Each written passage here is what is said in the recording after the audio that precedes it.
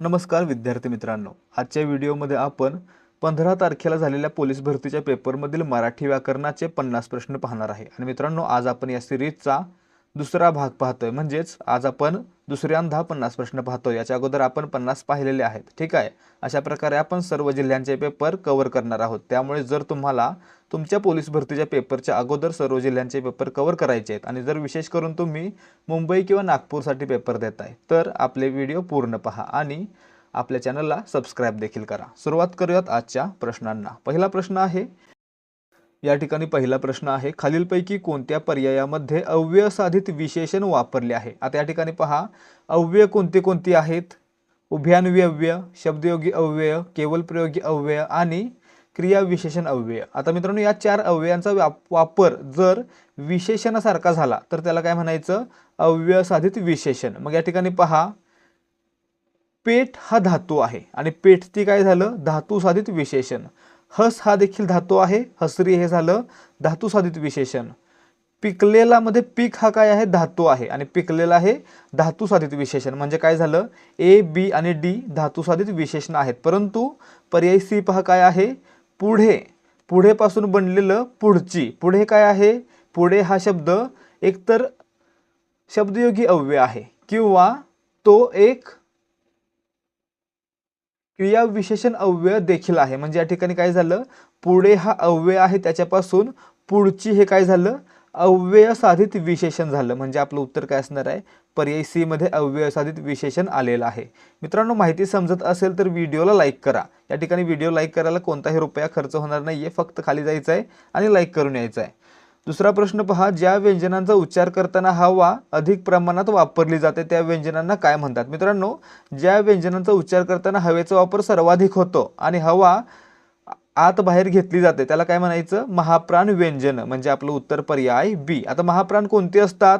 तर मूळ महाप्राण वर्ण आहे ह, आणि ज्या व्यंजनाचा उच्चार करताना ह चा उच्चार होतो, उदाहरणार्थ ख, घ, यांना काय म्हणायचं? यांना देखील महाप्राण म्हणायचं। म्हणजेच महाप्राण आहेत कोणते कोणते? ह आणि ह चा उच्चार होणार आहे, ठीक आहे। पुढे पहा प्रश्न क्रमांक 3, खालील म्हण पूर्ण करा। अन्न छत्री जेवून टिंबटिंब। मित्रांनो, अन्न छत्री जेवून टिंबटिंब म्हण आहे। म्हण कशी पूर्ण होते? मिरपूड मागणे। अन्न छत्री जेवून मिरपूड मागणे म्हणजे काय? तर आधीच एखाद्याच्या उपकाराखाली असणं आणि आणखी त्याच्याकडून अपेक्षा ठेवणे, याला काय म्हणायचं? अन्न छत्री जेवून मिरपूड मागणे। प्रश्न क्रमांक 4, जा, एक, कर, उठ, बस या मराठी भाषेतील मूळ धातूंना टिंबटिंब म्हणतात। मित्रांनो, जे मूळ धातू आहेत ते काय आहेत? सिद्ध धातू देखील आहेत। मूळ धातूंना काय म्हणायचं? सिद्ध धातू म्हणायचं। म्हणजे पर्याय बी आपलं उत्तर आहे। प्रश्न क्रमांक 5, ज्या वाक्यातील क्रियापदावरून केवळ काळाचा बोध होतो त्याला टिंबटिंब म्हणतात। आता मित्रांनो, हा व्हिडिओ मी रात्रीच्या 3:30 वाजता 3:32 रेकॉर्ड करतोय। त्यामुळे मित्रांनो, जर काही ठिकाणी चूक होत असेल किंवा काही मी बडबडत असेल तर त्या ठिकाणी इग्नोर करायचं आहे, ठीक आहे। या ठिकाणी ज्या क्रियापदातून फक्त काळाचा बोध होतो त्याला काय म्हणायचं? स्वार्थी क्रियापद म्हणायचं। म्हणजे आपलं उत्तर पर्याय बी। लक्षात ठेवायचं आहे, आज्ञा, विनंती, उपदेश, प्रार्थना यांचा बोध होत असेल तर त्याला आज्ञार्थी क्रियापद म्हणायचं। जर योग्यता, शक्यता, कर्तव्य यांचा बोध होत असेल तर त्याला विद्यार्थी क्रियापद म्हणायचं, आणि जर फक्त काळाचा बोध होत असेल तर त्याला स्वार्थी क्रियापद म्हणायचं। म्हणून आपलं उत्तर पर्याय बी आहे। तसेच एक क्रिया दुसऱ्या क्रियेवर अवलंबून आहे त्याला काय म्हणायचं? संकेतार्थी क्रियापद म्हणायचं। प्रश्न क्रमांक 6, सांप्रत या क्रियाविशेषण अव्ययाचा प्रकार ओळखा। या ठिकाणी पहा, सांप्रतचा अर्थ काय असतो? सध्या, आणि सध्या हा शब्द काय दाखवतोय? तर काळ दाखवतोय। म्हणजे काय झालं? सांप्रत हा कालदर्शक क्रियाविशेषण अव्यय, म्हणजे पर्याय ए, ठीक आहे। विद्यार्थी मित्रांनो, आता सगळं सोडून थोडा वेळ फक्त इकडे लक्ष द्या। तुम्ही या व्हिडिओपर्यंत पोहोचलाय म्हणजेच तुम्ही नक्कीच पोलीस भरतीसाठी तयारी करताय। आणि मित्रांनो, तुम्ही तयारी करताय म्हणजे तुम्हाला माहित असेलच की पोलीस भरतीसाठी मागील वर्षांच्या प्रश्नपत्रिका सोडवणे किती आवश्यक आहे। त्यासोबतच नवीन प्रश्नपत्रिका सोडवून त्या परीक्षेसाठी तयारी करणं आणि टाइम मॅनेजमेंट करणं हे देखील आवश्यक आहे। आणि मित्रांनो, यासाठीच देहाधिकारी स्पर्धा परीक्षा मंच घेऊन आलेला आहे फक्त 60 रुपयांमध्ये 30 सराव प्रश्नपत्रिका, 30 पेपर फक्त 60 रुपयांमध्ये। आणि मित्रांनो, यामध्ये आपल्याला प्रत्येक पेपरमध्ये 100 प्रश्न असतील आणि त्या 100 प्रश्नांचं पूर्ण स्पष्टीकरण देखील असणार आहे। आणि हा जो पॅटर्न असणार आहे तो 25-25 चा पॅटर्न असणार आहे। म्हणजेच मराठीचे 25, सामान्य ज्ञानाचे 25, गणित बुद्धिमत्ता 25-25 असा पॅटर्न असणार आहे। आणि त्यासोबत आपल्याला काय मिळणार आहे तर आपल्या टेलिग्रामवर पेड चॅनलला जॉईन होण्याची संधी, ज्या चॅनलवर आपल्याला दररोज 200 प्रश्नांचा सराव करता येणार आहे. दररोज सरावासाठी 200 प्रश्न दिले जाणार आहेत. आणि मित्रांनो, हे सर्व प्रश्न असणार आहेत ते फक्त आणि फक्त पोलीस भरतीच्या पॅटर्नवर आधारित असतील आणि त्याच्यामध्ये जास्तीत जास्त प्रश्नांचा सराव करून घेतला जाणार आहे. त्यामुळे जर तुमची पुढे लेखी परीक्षा होणार आहे तर तुम्ही हा संच विकत घ्यावा आणि त्यासोबतच आपल्या पेड टेलिग्राम चॅनलला जॉईन व्हावं. हे सर्व मिळणार आहे फक्त 60 रुपयांमध्ये. जर तुम्हाला खरंच आवश्यकता आहे आणि चांगल्या प्रकारे सराव करायचा आहे तर नक्की खरेदी करा आपला हा संच. तर या ठिकाणी तुम्हाला जर याचा डेमो पाहायचा असेल तर तो मिळणार आहे 75 17 24 91 19 या व्हॉट्सॲप नंबरवर. यावर व्हॉट्सॲप करा आणि डेमो फ्रीमध्ये पहा. तसेच जर तुम्हाला वाटत असेल की जे काही देऊ ते चांगलंच देऊ तर तुम्ही डायरेक्टली 93 59 68 91 00 या नंबरवर पेमेंट करून त्याचा स्क्रीनशॉट आम्हाला पाठवू शकता. तुम्हाला लगेचच एकाच वेळी 60 PDF दिल्या जातील, ज्याच्यामध्ये 30 पेपर असतील आणि 30 त्यांचं स्पष्टीकरण असेल. आणि त्यासोबतच लगेचच टेलिग्राम चॅनलची लिंक देखील दिली जाईल, ज्याच्यामध्ये तुम्हाला दररोज 200 प्रश्नांचा सराव करता येणार आहे. प्रश्न क्रमांक 7, पुढीलपैकी कोणता संधी विग्रह चुकीचा आहे? या ठिकाणी पहा, श्रेयस्कर श्रेय अधिक कर हे बरोबर आहे. अंतःकरण हे देखील अंतर अधिक करण बरोबर आहे. निस्तेज नि अधिक तेज हे देखील बरोबर आहे. परंतु पुरस्कार विग्रह कसा पाहिजे? पुरह र नंतर विसर्ग अधिक कार पाहिजे. या ठिकाणी स आलाय, हे चुकीचं दिलं ना. म्हणजे या ठिकाणी आपलं उत्तर काय असणार आहे तर पर्याय डी हा विग्रह चुकीचा दिलेला आहे. प्रश्न क्रमांक 8 पहा, पुढील शब्दातील अनेकवचनी शब्द शोधा. अनेकवचनी शब्द या ठिकाणी काय झाले, आन्सर की मध्ये उत्तर पाणी दिलेलं आहे आणि या ठिकाणी शेते न देता शेत दिलेलं आहे. ठीक आहे, शेत. परंतु लक्षात ठेवायचं पाणी हे आहे पदार्थवाचक नाम आणि पदार्थवाचक नाम हे नेहमी काय असतं, एक वचनामध्ये असतं. म्हणजे पाणी देखील एक वचनामध्ये आहे, त्यामुळे आन्सर की मधील उत्तर चुकीचं आहे असं आपण म्हणूया. ठीक आहे, मग या ठिकाणी काय केलं आपण, शेत दिलेलं होतं शेते केलं, शेतचं अनेकवचन शेत असतं म्हणून पर्याय बी आपलं उत्तर मानूया. तसंच पहा, मंडळ हा देखील काय आहे, समूहवाचक शब्द आहे, परंतु एकच समूह आहे. मंडळ मंडळे म्हणजे काय होतं, एकच मंडळ आहे म्हणून हा देखील एक वचनामध्ये आहे आणि पाखरू देखील एक वचनामध्ये आहे. परंतु लक्षात ठेवायचं आहे पदार्थवाचक नाम म्हणजेच ज्या नामाचं वजन करता येतं किंवा ज्या नामाला किलोमीटर लिटरमध्ये मोजता येतं त्याला काय म्हणायचं, पदार्थवाचक नाम. आणि पदार्थवाचक नाम नेहमी एक वचनामध्ये असणार आहे. दूध घेऊन ये म्हणतो आपण, 1 लिटर दूध आण किंवा 10 लिटर दूध आण म्हणतो. 10 लिटर दूध आण असं म्हणतो, दुधे आण असं म्हणतो का, नाही म्हणत. कारण या ठिकाणी पदार्थवाचक नाम आहे दूध, जे नेहमी एक वचनामध्ये वापरलं जाईल. समजतंय तर लाईक करा. प्रश्न क्रमांक 9, खालील वाक्यातील विभक्ती प्रत्यय ओळखा. या ठिकाणी पहा, रामा पाणी आण. रामाला काय म्हटलं गेलंय, हाक मारली गेले. हाक मारल्यानंतर काय केलं, स्वल्पविराम वापरला आणि पुढे पाणी आण म्हणून सांगितलं. म्हणजे काय झालं तर हाक मारली आणि हाक मारल्या ठिकाणी कोणता कार्यकर्ता असतो तर संबोधन असतो. ठीक आहे, म्हणजे आपलं उत्तर पर्याय डी.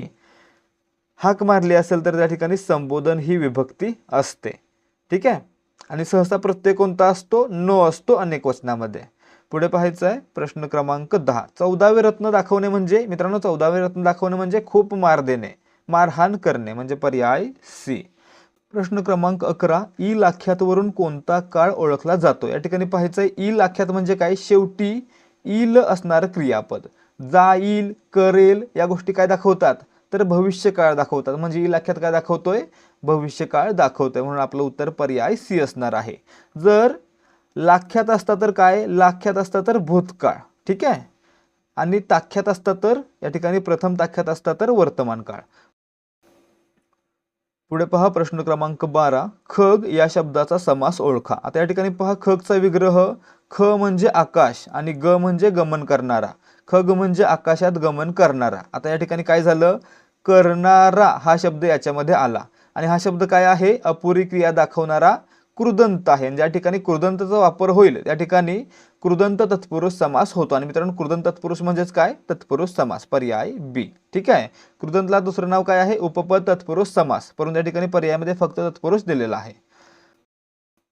पुढे पाहायचं आहे प्रश्न क्रमांक 13, खालीलपैकी तद्भव शब्द ओळखा. आता मित्रांनो, तद्भव शब्द म्हणजे काय आणि तत्सम म्हणजे काय. तत्सम म्हणजे संस्कृत मधून आहे असा शब्द मराठीत आला तर त्याला तत्सम म्हणायचं, आणि जर त्याच्या रूपामध्ये बदल होऊन आला तर त्याला तद्भव म्हणायचं. मग या ठिकाणी पहा, शिपाई हा शब्द संस्कृत पण नाहीये, तद्भव पण नाही, तत्सम पण नाहीये, फारसी भाषेतील आहे. नद्य नदीपासून आहे मित्रांनो, या ठिकाणी हा काय झाला, तत्सम झाला. वृक्ष हा देखील तत्सम झाला. परंतु घाम हा शब्द घर्म पासून बनतोय, घर्म या संस्कृत शब्दापासून बनतोय, म्हणजे घाम काय झाला, तद्भव झाला, म्हणजे पर्याय सी घाम हा आपलं उत्तर असणार आहे. ठीक आहे. पुढे पहा मित्रांनो, 14वा प्रश्न काय आहे, खालीलपैकी कोणती जोडी चुकीची आहे. बटाटा पोर्तुगीज बरोबर, कंदील अरबी बरोबर, पिस्तूल पोर्तुगीज बरोबर, आणि शिपाई आपण वर पाहिलं शिपाई काय आहे, फारसी भाषेतील आहे, म्हणजे या ठिकाणी तिसरी जोडी ही चुकीची आहे. ठीक आहे. प्रश्न क्रमांक 15, शिपायाकडून चोर धरला गेला वाक्याचा प्रयोग ओळखा. या ठिकाणी पहा, शिपायाकडून चोर धरला गेला किंवा पकडला गेला, या ठिकाणी शिपाई हा कर्ता आहे आणि कर्त्याला कडून हा प्रत्यय लागला. आणि मित्रांनो, कर्त्याला कडून प्रत्यय लागला असेल तर त्या ठिकाणी लक्षात ठेवायचं इंग्रजीतील पॅसिव्ह वॉइस सारखी रचना आहे, आणि ज्या वाक्यामध्ये इंग्रजीतील पॅसिव्ह वॉइस सारखी रचना असते त्याला म्हणायचं नवीन कर्मणी प्रयोग. म्हणजे आपलं उत्तर या ठिकाणी काय असलं पाहिजे, पर्याय ए नवीन कर्मणी प्रयोग. आता या प्रयोगाला दुसरं एक नाव आहे, कोणतं, कर्मकर्तरी प्रयोग. जर नवीन कर्मणी प्रयोग पर्यायामध्ये नसेल तर त्या ठिकाणी काय लक्षात ठेवायचं आहे, कर्मकर्तरी प्रयोग. ठीक आहे. प्रश्न क्रमांक 16, तुरुंग हा शब्द कोणत्या भाषेतील आहे. मित्रांनो, तुरुंग हा शब्द मूळचा पोर्तुगीज भाषेतून मराठीमध्ये आलेला आहे, म्हणजे आपलं उत्तर पर्याय सी असणार आहे. प्रश्न क्रमांक 17, आभाळागत माया तुझी आम्हावरी राहू दे हे उदाहरण कोणत्या अलंकाराचे आहे. या ठिकाणी पहा, गत हा शब्द जोडला गेलेला आहे. आणि मित्रांनो, ज्या ठिकाणी उपमेय आणि उपमान यांच्यातील सारखेपणा दाखवण्यासाठी परी, सम, सारखा, समान, जसा, गत यासारखे शब्द असतात त्या ठिकाणी त्याला म्हणायचं उपमा अलंकार, म्हणजे आपलं उत्तर पर्याय ए. उपमेय आणि उपमान यांच्यातील सारखेपणा दाखवला असेल तर उपमा अलंकार होतो, म्हणजे या ठिकाणी उपमा अलंकार आहे कारण गत वापरलं गेलेलं आहे. उत्प्रेक्षा कधी असणार आहे, उपमेय हे उपमानच आहे हे दर्शवण्यासाठी जणू गमे वाटे भासे यासारखे शब्द वापरले तर त्या ठिकाणी उत्प्रेक्षा अलंकार. रूपक कधी, जेव्हा उपमेय आणि उपमान यांच्यामध्ये एकरूपता आहे असं वर्णन केलेलं असतं त्या ठिकाणी रूपक अलंकार. आणि आपण होती कधी, तर ज्या ठिकाणी उपमेय हे उपमेय नसून उपमानच आहे असं दाखवलेलं असतं त्या ठिकाणी आपण होते अलंकार. ठीक आहे. पुढे पहा प्रश्न क्रमांक 18, शेतकऱ्यांनी शेते नांगरली पण पाऊस पडलाच नाही. या वाक्यामध्ये पण या उभयान्वी अव्ययाचा प्रकार कोणता. या ठिकाणी पहा मित्रांनो, पण, परंतु हे काय असतात, न्यूनत्व बोधक उभयान्वी अव्यय असतात. आणि मित्रांनो, हे काय आहेत, प्रधानत्व सूचक उभयान्वी अव्ययाचे प्रकार आहेत, म्हणजे आपलं उत्तर पर्याय सी. ठीक आहे. त्यासोबतच पहा, प्रधानत्व सूचक उभयान्वी अव्ययानं जोडलेलं वाक्य काय असतं, संयुक्त वाक्य असतं, म्हणजे वरचं वाक्य काय आहे, संयुक्त वाक्य आहे. ठीक आहे. प्रश्न क्रमांक 19, बर हुकुम हे शब्दयोगी अव्यय पुढीलपैकी कोणत्या प्रकारातील आहे. मित्रांनो, बर हुकुम हे योग्यता वाचक आहे. हुकमाप्रमाणे असं म्हटलं गेलं की लक्षात ठेवायचं योग्यता वाचक, पर्याय सी. प्रश्न क्रमांक 20, खालीलपैकी अशुद्ध शब्द ओळखा. या ठिकाणी आशीर्वाद हा शब्द चुकलेला आहे, काय पाहिजे, शला दुसरी वेलांटी पाहिजे, म्हणजे या ठिकाणी ए बरोबर आहे. ठीक आहे, हे आपलं उत्तर आहे, चुकलेला शब्द आहे. पुढे पाहायचं आहे प्रश्न क्रमांक 21, पुढीलपैकी शुद्ध शब्द ओळखा. या ठिकाणी पाहायचं आहे कुतूहल हा शब्द कसा लिहायचा आहे, तर क ला पहिला उकार, त ला दुसरा उकार आणि हल, कुतूहल, म्हणजे आपलं उत्तर या ठिकाणी काय असणार आहे, पर्याय बी. आणि या ठिकाणी काय झालंय आपल्याकडून, बी आणि डी एकसारखेच दिले गेलेले आहेत. या ठिकाणी काय करा, यापैकी नाही करा. प्रश्न क्रमांक 22, उंबराचे फूल याचा अर्थ काय आहे. मित्रांनो, उंबराचे फूल म्हणजे काय, अतिशय दुर्मिळ गोष्ट किंवा फार कमी भेटणारी व्यक्ती, म्हणजे पर्याय सी आपलं उत्तर आहे. ठीक आहे. प्रश्न क्रमांक 23, उखळ पांढरे होणे म्हणजे काय, तर अचानक वैभव प्राप्त होणे, पैसा येणे, पर्याय बी. प्रश्न क्रमांक 24, तीर पागडे होणे याचा अर्थ काय असतो. मित्रांनो, तीर पागडे होणे म्हणजे काय, काहीतरी भलतेच घडून जाणे, काहीतरी भलतेच होणे, म्हणजे पर्याय सी आपलं उत्तर आहे. ठीक आहे. प्रश्न क्रमांक 25, गाजर पारखी असणे म्हणजे काय, ज्याला कसलीही पारख नाही, ज्याला काहीच कळत नाही त्याला काय म्हणायचं, गाजर पारखी, म्हणजे कसलीच पारख नसणारा, पर्याय बी. प्रश्न क्रमांक 26, खालील गटात न बसणारा वेगळ्या अर्थाचा शब्द ओळखा. आदित्य म्हणजे सूर्य, भानू म्हणजे सूर्य, दिवाकर म्हणजे देखील सूर्य, परंतु शार्दूल म्हणजे, शार्दूल हा शब्द सिंह किंवा वाघासाठी वापरला जातो, म्हणजे या ठिकाणी काय झालं, हा शब्द वेगळा आहे, गटात बसत नाहीये. प्रश्न क्रमांक 27, लांछन या शब्दाचा विरुद्धार्थी शब्द ओळखा. लांछन म्हणजे काय मित्रांनो, एखाद्यावर लागलेला कलंक, त्याला विरुद्धार्थी काय असणार आहे, मग एखाद्याला मिळालेलं भूषण, पर्याय सी आपलं उत्तर आहे. प्रश्न क्रमांक 28, खाली दिलेल्या कोणत्या पर्यायातील शब्दांची रूपे अनेकवचनी होताना बदलत नाहीत. या ठिकाणी पहा, एक शत्रू अनेक शत्रू, एक उंदीर अनेक उंदीर, एक कवी अनेक कवी, एक पतंग अनेक पतंग, हे शब्द काय आहेत, अनेकवचनी होताना बदलत नाहीत, म्हणजे पर्याय डी. या ठिकाणी पहा, पर्याय ए मध्ये काय दिसतंय, दगड दगड राहतोय, पाया पाया राहतोय, भाषा भाषा राहते, परंतु मडकी मडके, एकवचन अनेक वचनामध्ये फरक आहे. लाटणी लाटणे, वाट वाटा, ठीक आहे, यामध्ये बदल होतोय, परंतु याच्यामध्ये सर्व काय आहेत बदल न होणारे. प्रश्न क्रमांक 29, म्हण पूर्ण करा. गाढवांचा गोंधळ टिंबटिंब सुकाळ. मित्रांनो, गाढवांचा गोंधळ म्हणजे लाथांचा सुकाळ अशी म्हण असते, म्हणजे पर्याय बी. म्हणजे ज्या ठिकाणी मूर्ख लोक एकत्र येतात त्या ठिकाणी काम होणार नाहीयेच, उलट गोंधळ होईल, भांडण होईल, ठीक आहे, अशा अर्थाने ही म्हण वापरली जाते. प्रश्न क्रमांक 30, दुसऱ्याच्या वैभवाचा आपल्याला उपयोग नसतो, या अर्थाची खालीलपैकी म्हण कोणती. मित्रांनो, या ठिकाणी पहा म्हण आहे लंकेत सोन्याच्या विटा. म्हणजे काय, तर लंकेत विटा असून आपल्याला काय उपयोग आहे का त्याचा, नाही, म्हणजे दुसऱ्याकडे जे वैभव आहे त्याचा आपल्याला उपयोग नसतो, या अर्थाने ही म्हण वापरली जाते. प्रश्न क्रमांक 31 आहे उभा इंद्र करणे, या अर्थाचा वाक्यप्रचार कोणता. मित्रांनो, उभा इंद्र करणे म्हणजे काय, एखाद्या कामाला पुन्हा नव्याने सुरुवात करणे, म्हणजे पर्याय सी.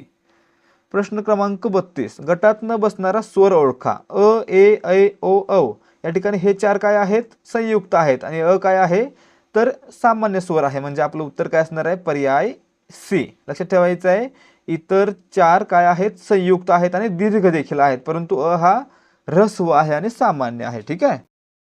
प्रश्न क्रमांक 33, खालीलपैकी मूर्धन्य व्यंजन कोणते. मित्रांनो, मूर्धन्य व्यंजन म्हणजे काय, ज्या वर्णांचा उच्चार करताना आपली जीभ आपल्या मूर्ध्याला स्पर्श करते त्यांना मूर्धन्य म्हणायचं, म्हणजे आपलं उत्तर काय असणार आहे, पर्याय सी ट. कारण ट च्या गटातील वर्णांचा उच्चार करताना ट चा, ठ चा, ड चा, ढ चा आणि न चा यांचा उच्चार करताना आपली जीभ काय करते, आपल्या मूर्ध्याला स्पर्श करते, म्हणून हे काय आहेत, मूर्धन्य वर्ण आहेत.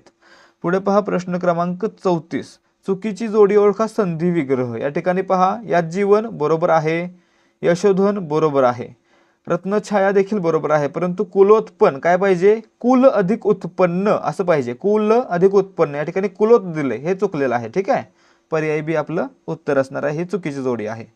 प्रश्न क्रमांक 35, सूर्यास्त विद्यार्थी हे कोणत्या संधीचे उदाहरण आहेत. या ठिकाणी पहा, सूर्यामध्ये शेवटचा वर्ण अ आणि अस्तमध्ये पहिला वर्ण अ, अ अधिक अ काय बनतो, आ बनतो, या ठिकाणी दोन्ही स्वर आहेत म्हणून स्वरसंधी, आणि दीर्घ स्वर तयार होतो म्हणून दीर्घत्व स्वरसंधी, ठीक आहे. त्याप्रमाणे मित्रांनो दुसरा शब्द देखील त्याच प्रकारचा आहे, त्यामुळे काय होईल, या ठिकाणी स्वरसंधी होईल, पर्याय सी. या ठिकाणी लक्षात ठेवायचं, एकत्र येणारे दोन्ही स्वर असतील तर स्वरसंधी, एकत्र येणाऱ्या व्यंजन वर्णांपैकी पहिला व्यंजन दुसरा स्वर असेल तर त्या ठिकाणी व्यंजन संधी, ठीक आहे. अशा प्रकारे व्यंजन संधी आणि स्वरसंधी ओळखता आली पाहिजे. प्रश्न क्रमांक 36, खालीलपैकी भाववाचक नाम ओळखा. या ठिकाणी पहा, शांत, सुंदर, श्रीमंत विशेषण आहेत, आणि गुलामगिरी या नामाला स्पर्श करता येत नाही, याच्यामध्ये एक भावना आहे, म्हणून हे काय झालं तर भाववाचक नाम, म्हणजे आपलं उत्तर पर्याय सी. आता मित्रांनो, भाववाचक नामांनाच काय म्हणायचं, धर्मवाचक नाम देखील असं म्हणायचं, ठीक आहे. प्रश्न क्रमांक 37, माझ्या आईने 16 सोमवार केले.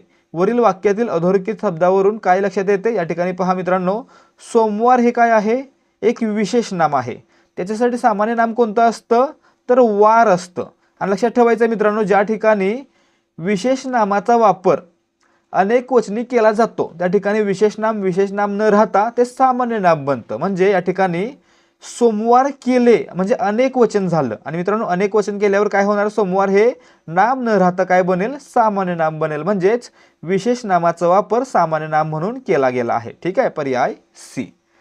प्रश्न क्रमांक 38, चुकीची जोडी ओळखा. खोंड कालवड पुल्लिंगी स्त्रीलिंगी जोड्या आहेत, ठीक आहे. खोंड कालवड बरोबर आहे, जनक जननी बरोबर आहे, उंट सांडणी बरोबर आहे, विदूर विदुषी चुकलेला आहे. विदूर म्हणजे काय, ज्या व्यक्तीची पत्नी मरण पावलेली आहे असा व्यक्ती, ठीक आहे, त्याला विरुद्धार्थी विरुद्धलिंगी काय असणार आहे, विधवा असणार आहे, परंतु त्या ठिकाणी विदुषी दिलंय हे चुकीचं आहे, म्हणजे पर्याय डी आपलं उत्तर आहे. विदुषी म्हणजे काय तर मित्रांनो, ज्ञान प्राप्त केलेली स्त्री. विदुषी म्हणजे विद्वानला स्त्रीलिंगी रूप, ठीक आहे. प्रश्न क्रमांक 39, खालीलपैकी शुद्ध किंवा अचूक शब्द ओळखा. या ठिकाणी पर्यायी 4 पहा, डी. परिशिष्ट हा शब्द या प्रकारे लिहिला गेला पाहिजे. या ठिकाणी रल आणि शला दोन्हीला पहिली वेलांटी, ठीक आहे. प्रश्न क्रमांक 40, विभक्ती व कारकार्थ चुकीचा पर्याय निवडा. या ठिकाणी पहा, तृतीय संप्रदान चुकलेलाच आहे. तृतीयचा कारकार्थ कोणता असतो, करण असतो, म्हणजे या ठिकाणी पर्याय ए आपलं उत्तर आहे. कारकार्थ लक्षात ठेवा, प्रथमाला कारकार्थ कर्ता असतो, द्वितीयला कर्म असतो, तृतीयला करण असतो, चतुर्थीला संप्रदान, पंचमीला अपादान, षष्टीला संबंध आणि सप्तमीला अधिकरण हे कारकार्थ असतात, ठीक आहे. मित्रांनो लक्षात ठेवायचं आहे, एकूण विभक्ती किती आहेत, 8 विभक्ती आहेत.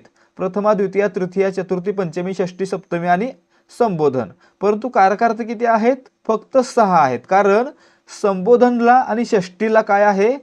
कारकार्थ नाहीत, ते उपपदार्थ म्हणून काम करतात. प्रश्न क्रमांक 41, अधोरेखित सर्वनामाचा प्रकार ओळखा. मी आपणहून सहलीला जाण्याची तयारी दाखवली. मित्रांनो या ठिकाणी पहा, आपणहून हा शब्द काय दाखवतोय? स्वतःबद्दल बोललं जातं हे दाखवतोय. म्हणजे या ठिकाणी काय झालं? तो आत्मवाचक सर्वनाम, पर्याय डी. प्रश्न क्रमांक 42, खालील वाक्यातील अधोरेखित शब्दांची जात क्रमानुसार कोणती आहे ते ओळखा. श्रीमंत माणसांना गर्व असतो. श्रीमंत हे विशेषण आहे. श्रीमंतांना गर्व असतो. मित्रांनो श्रीमंत या विशेषणापासून श्रीमंतांना हे काय बनलं? एक सामान्य नाम बनलं. म्हणजे काय बनलं? नाम बनलं. म्हणजे काय झालं? एक विशेषण आणि एक नाम, म्हणजे पर्याय डी. प्रश्न क्रमांक 43, आम्हा मुलांना कोण विचारतो? अधोरेखित शब्दाचा विशेषण प्रकार ओळखा. मित्रांनो या ठिकाणी पहा, आम्ही हे काय आहे? एक सर्वनाम आहे. आणि आम्हा काय झालं? आम्हीपासून बनलेलं विशेषण, म्हणजे काय? सार्वनामिक विशेषण, पर्याय बी. ठीक आहे. प्रश्न क्रमांक 44, मी हे काम करू या वाक्यातील क्रियापदाचा अर्थ ओळखा. ज्या ठिकाणी मित्रांनो आज्ञा, विनंती, उपदेश असेल त्या ठिकाणी आज्ञार्थी क्रियापद असतात. या ठिकाणी काय आहे? विनंती आहे, मी हे काम करू का, म्हणून या ठिकाणी काय झालं? आज्ञार्थी क्रियापद, पर्याय बी. प्रश्न क्रमांक 45, गुरुजी म्हणाले की एकी हेच बळ या वाक्यातील प्रधान वाक्य कोणते? या ठिकाणी पहा, गुरुजी म्हणाले हे प्रधान वाक्य आहे. आणि काय म्हणाले याचं स्वरूप दाखवतोय हे एकी हेच बळ काय आहे? गौण वाक्य आहे. म्हणजे या ठिकाणी आपलं उत्तर काय झालं? पर्याय बी, गुरुजी म्हणाले प्रधान वाक्य. की हे काय झालं? उभयान्वी अव्यय. आणि एकी हेच बळ हे गौण वाक्य. ठीक आहे. प्रश्न क्रमांक 46, अलमारी हा शब्द मराठी भाषेत कोणत्या भाषेतून आलेला आहे? अलमारी हा शब्द पोर्तुगीज भाषेतून आला, म्हणजे पर्याय सी. प्रश्न क्रमांक 47, अग्रेसर, दीनानाथ या शब्दांचा समास ओळखा. आता मित्रांनो ज्या ठिकाणी लक्षात ठेवायचं, ज्या ठिकाणी विग्रह होताना विभक्ती प्रत्ययाचा लोप होत नाही त्याला काय म्हणायचं? अलुक तत्पुरुष समास म्हणायचं. आता या ठिकाणी पहा, अग्रेसर विग्रह कसा होतो? अग्रे अधिक सर. या ठिकाणी काय झालं? विग्रह होताना देखील अग्रेमधील ए हा लोप पावला नाही, म्हणजे विभक्ती प्रत्यय लोप पावला नाही, म्हणून काय झाला? अलुक तत्पुरुष, म्हणजे पर्याय डी. दीनानाथचा विग्रह दीनांचा नाद या ठिकाणी देखील विभक्ती प्रत्यय लोप पावत नाही, म्हणून अलुक तत्पुरुष आहे. प्रश्न क्रमांक 48, आभाळागत माया तुझी आम्हावरी राहू दे. मित्रांनो आधी वर प्रश्न झालेला आहे आणि तुम्हाला याचं उत्तर सांगितलेलं देखील आहे. तर उत्तर या ठिकाणी कमेंट करून सांगा. 48 उत्तर काय असणार आहे? या ठिकाणी कमेंटमध्ये लिहा 48 आणि उत्तर कोणता समास आहे, कोणता अलंकार आहे. ठीक आहे. प्रश्न क्रमांक 49, सामासिक शब्दाचे लिंग टिंबटिंब शब्दावरून ठरवतात. मित्रांनो सामासिक शब्दामध्ये काय होतं? 2 किंवा अधिक शब्द एकत्र येतात. ठीक आहे. आणि ज्या ठिकाणी मित्रांनो सामासिक शब्द असतो त्या ठिकाणी लिंग ओळखताना त्याचं लिंग आहे ते दुसऱ्या शब्दावरून ओळखलं जातं. म्हणजे आपलं उत्तर काय असणार आहे? पर्याय बी, शेवटच्या किंवा दुसऱ्या. लक्षात ठेवायचं, सामासिक शब्दामध्ये 2 किंवा अधिक शब्द एकत्र येतात आणि त्यांचा लिंग ओळखताना काय करायचं? त्याच्यातील शेवटच्या शब्दावरून त्याचं लिंग ओळखायचं. उदाहरणार्थ मीठ भाकर, या ठिकाणी मीठ भाकर आहे. मीठ हा शब्द काय आहे? नपुंसकलिंगी, परंतु भाकर हा शब्द काय आहे? स्त्रीलिंगी, आणि त्यामुळे मीठ भाकर हा शब्द काय झाला? स्त्रीलिंगी झाला. ठीक आहे. प्रश्न क्रमांक 50, मूळ अर्थाला बाधा न आणता दुसरा अर्थ व्यक्त करण्याची शब्दाची जी शक्ती असते तिला टिंबटिंब शक्ती म्हणतात. या ठिकाणी पहा, मूळ अर्थाला बाधा न आणता दुसरा अर्थ व्यक्त होत असेल तर त्याला काय म्हणायचं? व्यंजना शब्दशक्ती म्हणायचं. म्हणजे आपलं उत्तर पर्याय ए. लक्षात ठेवायचं आहे, जर सुसंगत असा योग्य अर्थ घेतला तर त्या ठिकाणी लक्षणा शब्दशक्ती असते, परंतु जर व्यंगात्मक असा अर्थ घेतला तर त्या ठिकाणी व्यंजना शब्दशक्ती असते. ठीक आहे. तर विद्यार्थी मित्रांनो या ठिकाणी आजचे प्रश्न समाप्त होत आहेत. जर तुम्हाला आजच्या व्हिडिओमधील माहिती समजली असेल तर व्हिडिओला नक्की लाईक करा. त्यासोबतच हा व्हिडिओ आपल्या मित्रांसोबत शेअर करा. भेटूयात पुढच्या भागामध्ये. जय हिंद, जय भारत आणि जय महाराष्ट्र.